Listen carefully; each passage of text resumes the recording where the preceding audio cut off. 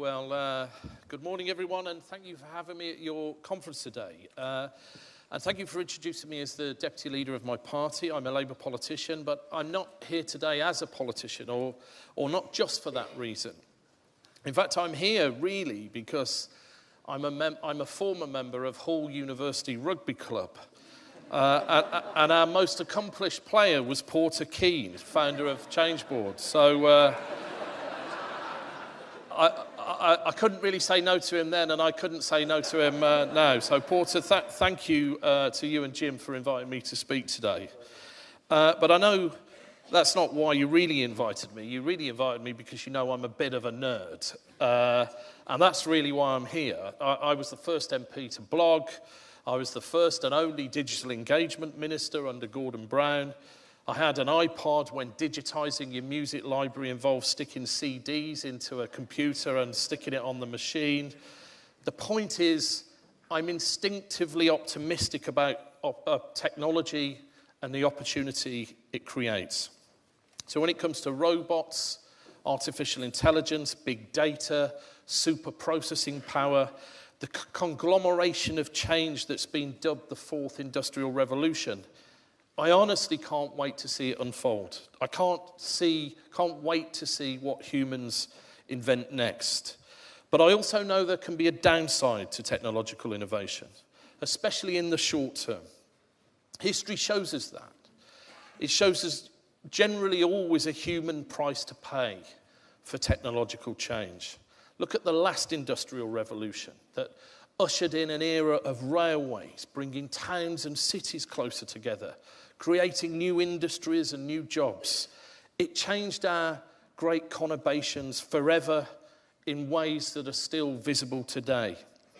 A combination of private enterprise, municipal leadership, created the great new buildings, civic spaces, libraries and universities we take for granted today. But industrialisation also caused a dramatic rise in the urban population. Overcrowding, poverty and hardship became synonymous with the great Victorian cities that grew wealthy on the back of the new industries and trades. Next to every chimney stack was a slum and a factory, children who had no choice but to work. And it was only through intervention of the state, often working hand in hand with social reformers and enlightened industrialists, that the excesses of the industrial age were reined in. So the point I'm making is that we can't stand in the way of technological change, but we can manage it if we work together. The same is true of the revolution we're seeing today. The potential gains of automation are huge, but the downsides cannot be underestimated either. Many of you in this room will be familiar with that 2015 Bank of America report that warned that up to a third of British workers were at risk of displacement by technology over the next 20 years. Just last week, research from PricewaterhouseCoopers echoed those figures. It said that 30% of jobs will be put at risk by the 2030s, and in some sectors, like manufacturing, wholesale and retail, PwC said the figure is more likely to be 50%. Other estimates are less apocalyptic, but even the most conservative forecasts say millions of manufacturing jobs are likely to disappear worldwide, and that entire professions are likely to be rendered obsolete with the changes we're seeing today. This is not just about robots assembling cars. It's about robots driving cars. And a recently invented robot radiographer analyzes X-rays more accurately and efficiently than its human counterparts. Now, that's good news for everyone, unless you happen to be a highly trained radiographer. And as Stanford academic Jerry Kaplan has said, automation is blind to the color of your collar. For the first time last year, more Americans filed their tax returns using computer software than an accountant. Middle-class professionals in conveyancing or law face redundancy by algorithm. Some of the potential applications of new technology sound like they've been lifted straight out of the pages of a dystopian sci-fi novel.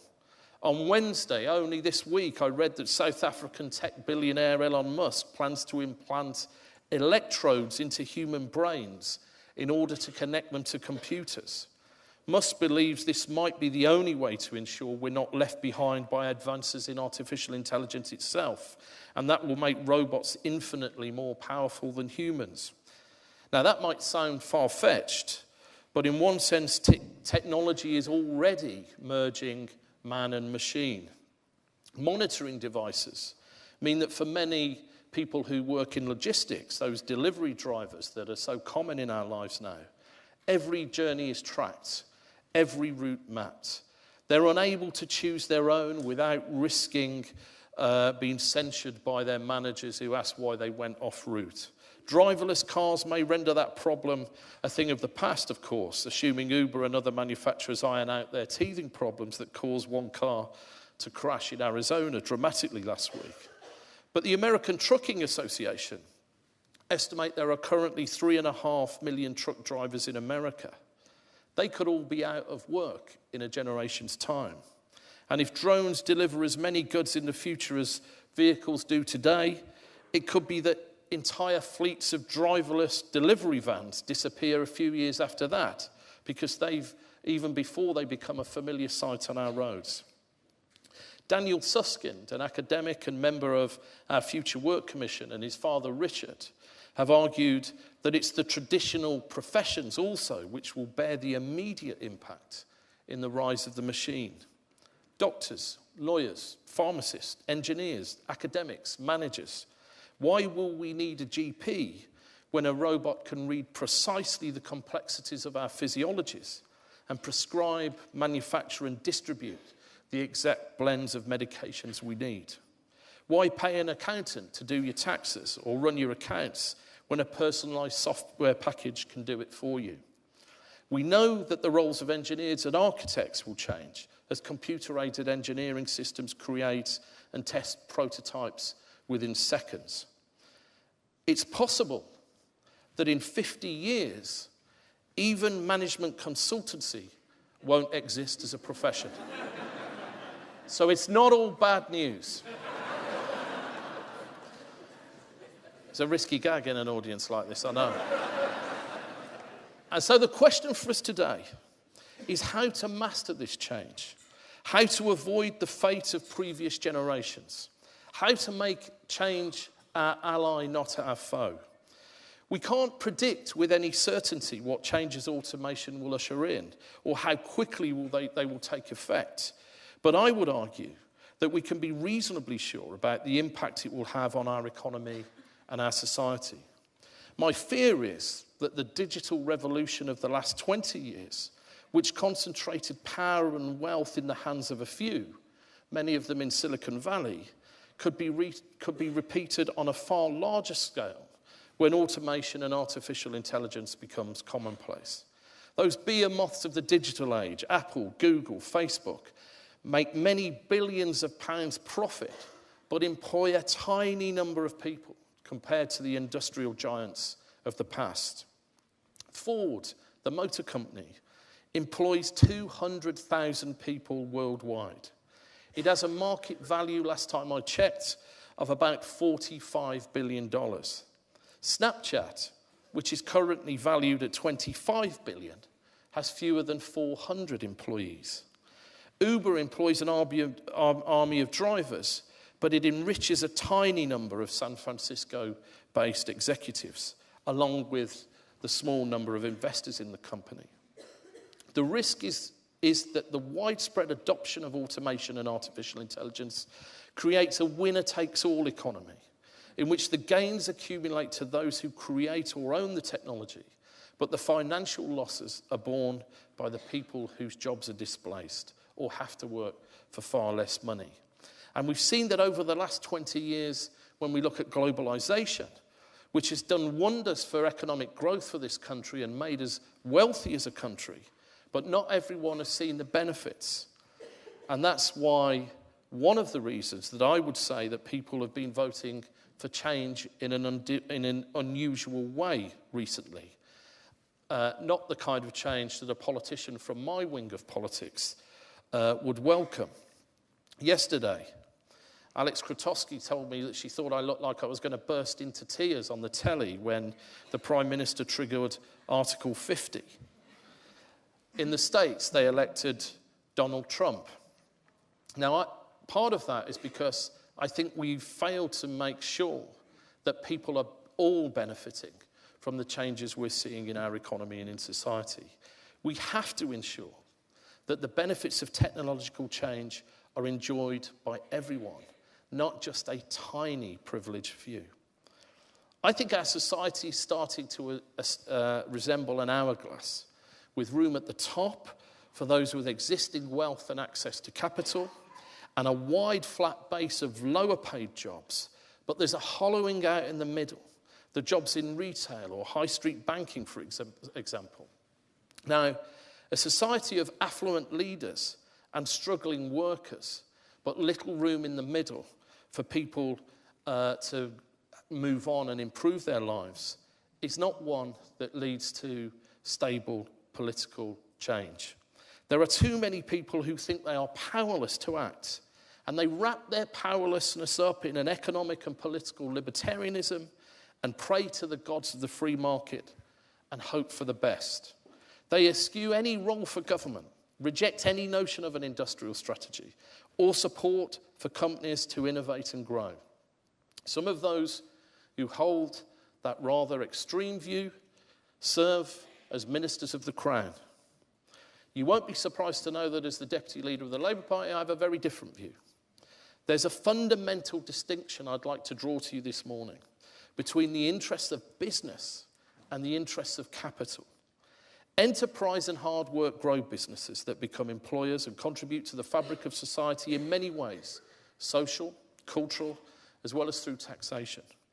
Capital is a necessary element in economic activity, but slavish devotion to the recreation of money for money's sake will lead to a very dislocated and dysfunctional society when automated systems are doing most of the work. We need to concentrate on how we grow our economy, in which the value created and time saved by automation is shared more equally, and not just used to enrich an already very wealthy and powerful elite. One of my predecessors, the first ever arts minister, Jenny Lee, when she was responsible for the first ever White's paper in 1965, she mapped some of this out back then. She wrote that in an age of increasing automation, bringing more leisure to more people than ever before, both young and old will increasingly need the stimulus and refreshment that the arts can bring. The fear then was that automation would lead to so much leisure time that people wouldn't have enough things to do. Well, it didn't quite work out like that, did it? But the fear now is that it will put people out of work. And the opportunities for leisure and cultural enrichment are enormous with all the time saved through automation. But they'll be lost if that fundamental model of the economy is not changed, shaped, and reformed. So there's a lesson, not just for my party in this, for all political parties. We need to be on the side of small and medium-sized enterprises that form the lifeblood of our real economy. And we really need to mean it. Just as the great capitalists of the last industrial revolution realized they needed to build homes and provide healthcare to their workers, so too will the businesses and the business owners of the future have to adapt where the world is dramatically changed and productivity is dramatically improved through automation. And they'll need the empowering state by their side, in partnership, to deal with those challenges. That's why I set up the Future of Work Commission last year to examine the effects of the fourth industrial revolution on the workplace. It will help my party assess what the future public policy challenges are. And I hope it will allow policymakers to make more informed decisions based on the latest available evidence. My co-chair, Helen Mountfield QC, is an expert in employment and public law. Other commissioners include Harvard University's Professor of Government Theory, Michael Sandel, Naomi Clymer, the former president of the Institute of Engineering and Technology, Claire McCarthy, the General Secretary of the Cooperative Party, and Daniel Susskind, who I mentioned earlier. We're halfway through a process of gathering evidence, and it's been a fascinating experience. We heard recently about new tracking technology used in warehouses. Watch scanners monitor how long employees take it in the loo or whether they've stopped to talk to another worker. Algorithms set targets for people to meet regardless of age or ability. And the computer programs decide how best to meet those targets, deciding routes and planning schedules. Computers, not even clever ones, are doing away with meaningful choice on the part of the worker. Like the delivery drivers I mentioned, who are reluctant to choose the quickest route because their journeys are monitored by tracking devices. They are extracting every last drop of effort from workers in a way that hasn't previously been possible. It's intrusive and it's dehumanizing. It may be good for productivity, but it's bad for job satisfaction and terrible for mental health. So as I said at the start of this speech, I'm instinctively optimistic about technology. And it's worth remembering that the authors of the Bank of America report I mentioned pointed out that humans have nearly always benefited from technological advances. In its own work on automation, Deloitte pointed out that technology has historically created more jobs than it destroyed. But to harness the benefits, we may need to fundamentally overhaul how we educate our children. When my young daughter was born less than a decade ago, I expected her to learn to code in school. But by the time she leaves school, algorithms will be taking those jobs away. The pace of change is so rapid that we may need to teach children new ways of learning, as well as giving them the knowledge they need to get on in life. If the machines of the future are carrying out many of the jobs humans do today, it could be that schools need to teach collaborative working and team building skills better. It could be that there needs to be greater emphasis on emotional intelligence rather than just knowledge capture. It may be that we need to measure and test our children differently and more effectively. And it seems certain that in a world where work is changing rapidly and in unpredictable ways, lifelong learning is something most advanced countries will have to scale up and do differently and be really committed to. Schools and universities need to turn out resilient, adaptable individuals for this new world.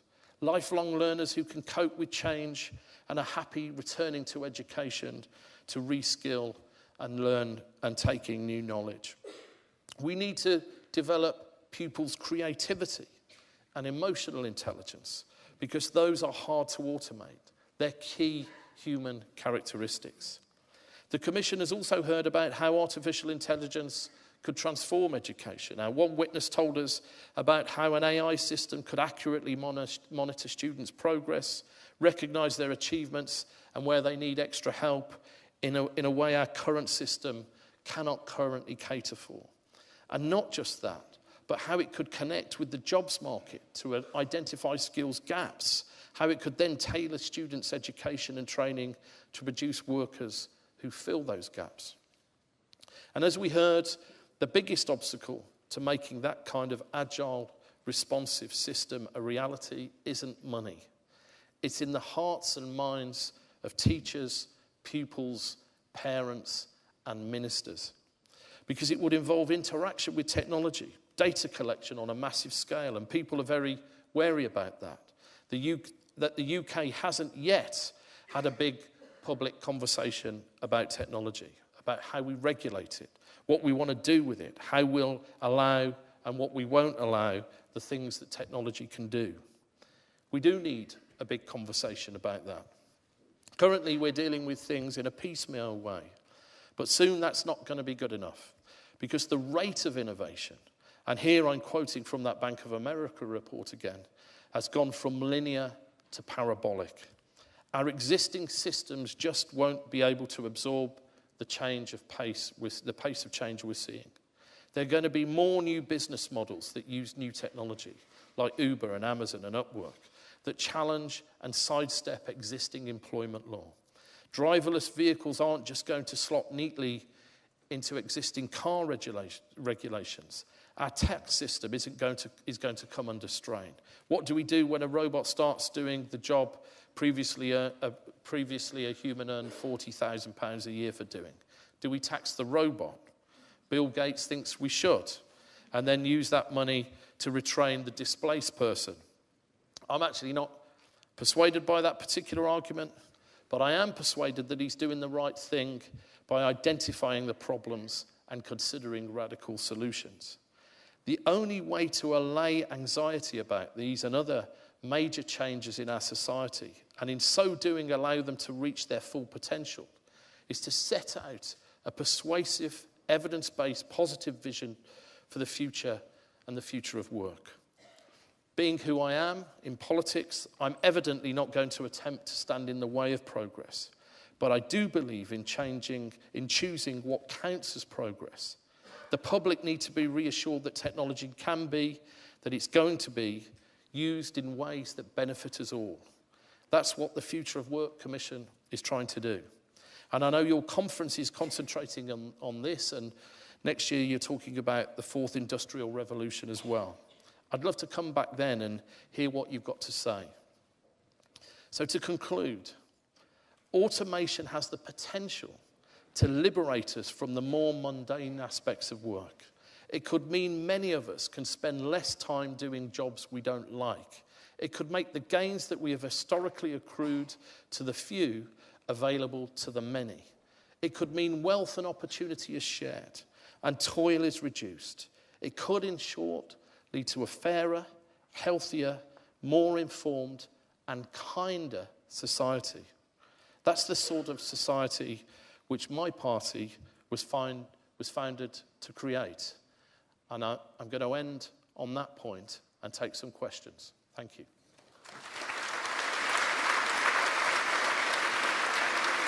Okay. I kind of heard there education. Is that the answer? Well, firstly, the two things the Commission gave me. Firstly, this is upon us now. The working world is changing dramatically. Government hasn't even noticed.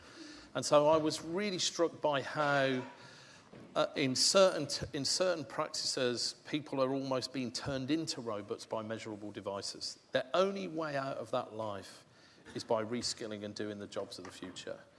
And we had one academic who said to us that the current way we test our children is the biggest impetus, is the biggest barrier to innovation they have ever seen. So I think it lends itself to the ideas that we have a revolution in education in this country. So looking at whether our teacher-pupil ratios are right, are we having a greater emphasis on early teaching, on early measurement rather than teaching creativity? How do we set out our classrooms? How do we get kids to work more closely together, team build, lead, collaborate? All these things I think need to be on the agenda, and I think they should be urgent. Okay, we've got time for literally one or two questions.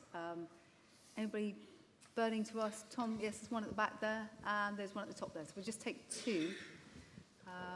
If you can just tell us who you are, that would be great. Let's take, yes, gentleman at the back. Thank you, and good morning. My name's Harvey Lewis. I'm a management consultant. And I'm an author of a number of pieces on the future of work. And the evidence shows that 4 times as many jobs have been created in the last 15 years as destroyed. And in fact, we have now a record number of vacancies in the economy associated with skills that we cannot find. And you're talking about education and changing that situation. And my question is, how do we afford that? Okay, Harvey, you're in the right bit of management consultancy. I would say you've got a few years longer to go before the axe falls. Well, let me put it back at you. I would say that as a nation, as a society, we can't afford not to do that. We need to equip our children for the world of work ahead of them. Because right now, it seems that they're in a 19th century style education system that is failing them for the challenges of the future. And that's on my shoulders, but it's also on yours. And so I think you should look at what the opportunities are for reforming our education system. I just look at some of the things we're teaching our kids now. I mean, you teach your kids to be, you say you want your kids to be accountants because they're stable jobs.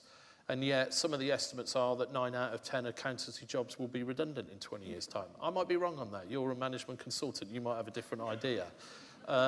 Or you teach your kids to be lawyers, but 9 out of 10 paralegal jobs might go because machine learning is going to render their technical skills unnecessary. But isn't that part of it? We don't know what the jobs are going to be, do we? That is the exact point. So if you don't know what the new jobs of the future are, we hope that technological change are going to create new industries and new jobs of the future. What you've got to do is equip your children for rapid change. Can I take the question up there? Sorry, I'm sorry to move people along, but... Hi, I'm Keith Schofield. I'm an organisational psychologist up at the University of Huddersfield. Probably while academia exists, I might be educating people for jobs that don't yet exist, which is exciting but scary while mine doesn't, or disappears perhaps. My question, I was just picking up on, you made some really interesting points about the 3.5 million truckers in America that will then be potentially redundant as trucks become automated. And I read something in an in-flight magazine about not just the truckers, but then the people that rely on the truckers existing. And so like 10, 15 million people in these little backwater villages in America where kind of the motels and the diners and stuff will then no longer exist. So kind of as a potential government strategy, how would we prevent that from happening and prevent like the loss of community? Okay, my first point is actually a rather obvious one in that I don't think you can stop technological change unless you want to smash the looms, and that didn't really work when the Luddites tried it in the Industrial Revolution. And so so this is about how a society becomes resilient and can adapt to change. And actually, one of the things I sort of tried to hint at in the speech is when you've got a winner-takes-all economy, the person that invents the platform that becomes ubiquitous takes all the billions away. It's quite hard to see how those Rust Belt seats in America that used to employ people in manufacturing do change.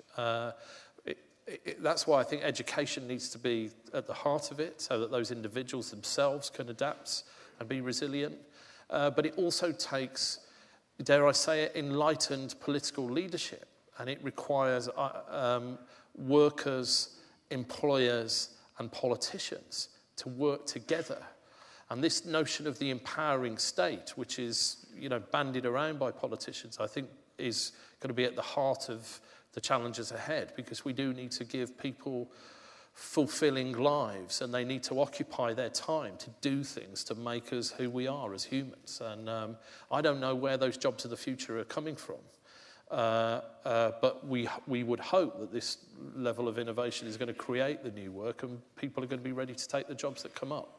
I'm sure you'll have a view on how much the state should be involved or how much the state shouldn't be involved in that. Well, the classic argument is a left and right argument where, technically on the right you've got small state and you've got on the left you've got big state. Now, from my point of view, I don't think there's going to be any other option but for the state to play quite a commanding role in this next period of economic turbulence. Let me give you an example. We are going to... Okay, we're going to live to beyond 100. And people are going to be chronically sick for longer. The state could decide that we want to care for them in their homes. So it suggests to me that there could be a huge expansion in caring professions, which currently are deemed low skill and low pay. It doesn't have to be like that. At the turn of the last century, when a miner was losing their life every 20 seconds because they weren't valued and their work wasn't valued, the state decided that miners would be the kings of the working class that they would be paid good money for risky jobs, and that they would be revered and respected because they were the engine of the economy. If we wanted to, we could say that carers are the highest form of humanity. They're looking after our old folk who are living beyond 100. We're going to pay them good money, we're going to give them decent skills, and we're going to give them a path in life that they can be proud of.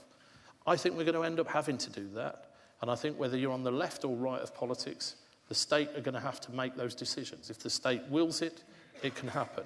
That might be a bit too statist for this audience, but I think it's an inevitability. It might be a bit too statist for you over there, Harvey, but, you know, doing my best. At least we know where you are anyway, Tom. Thank you very much. Thank you. Take care.